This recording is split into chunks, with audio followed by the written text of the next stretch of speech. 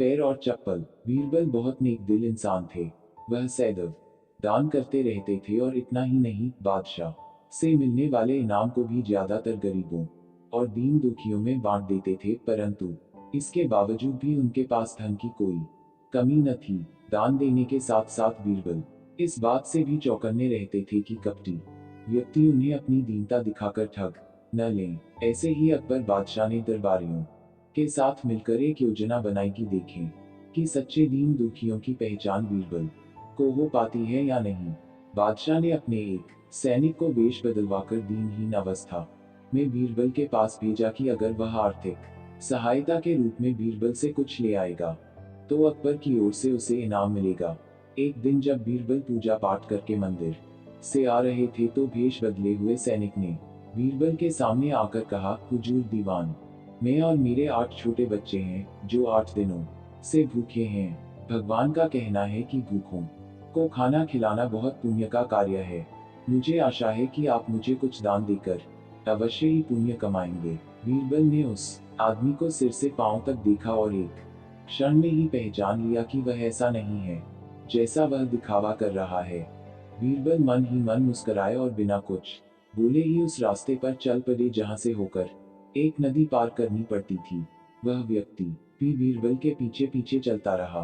बीरबल ने नदी पार करने के लिए जूती उतारकर हाथ में ले ली। उस व्यक्ति ने भी अपने पैर की फटी पुरानी जूती हाथ में लेने का प्रयास किया।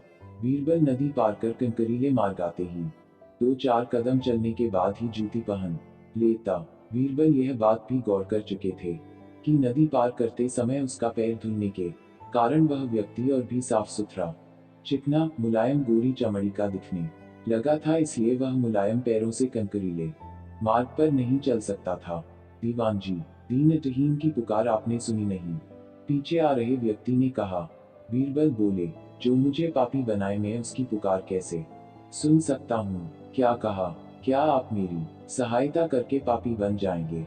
हाँ, वह इसलिए कि शास्त्रों में लिखा है कि बच्चे का जन्म होने से पहले ही भगवान उसके भोजन का प्रबंध करते हुए उसकी माँ के स्तनों में दूध दे देता है, उसके लिए भोजन की व्यवस्था भी कर देता है। यह भी कहा जाता है कि भगवान इंसान को भूखा उठाता है पर भूखा सुलाता नहीं है। इन सब बातों के बाद भी तुम अपने आप को 8 दिन से भूखा कह रहे हो। इन सब स्थितियों को देखते हुए यही समझना चाहिए कि भगवान तुमसे रुष्ट है और वह तुम्हें और तुम्हारे परिवार को भूखा रखना चाहते हैं।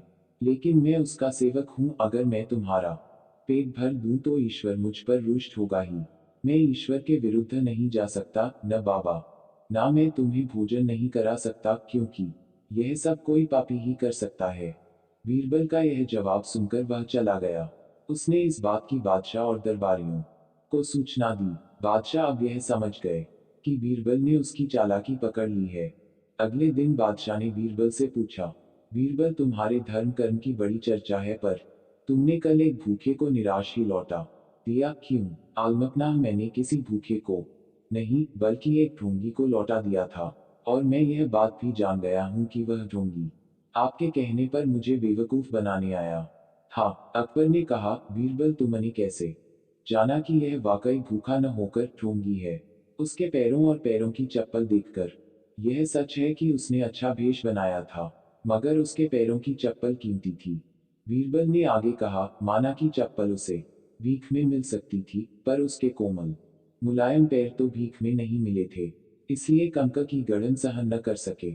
इतना कहकर बीरबल ने बताया कि किस प्रकार उसने उस मनुष्य की परीक्षा लेकर जान लिया कि उसे नंगे पैर चलने की भी आदत नहीं, वह दरिद्र नहीं बल्कि किसी अच्छे कुल का खाता कमाता पुरुष है। बादशाह बोले, क्यों न हो, वह मेरा खास सैनिक है। फिर बहुत प्रसन्न होकर बोले, सचमुच बीरबल, मापदौलत तुमसे बहुत खुश हुए। तुम्हें धोखा देना आसान काम नहीं है। बादशाह के साथ साजिश में शामिल हुए सभी दरबारियों के चेहरे बुझ गए।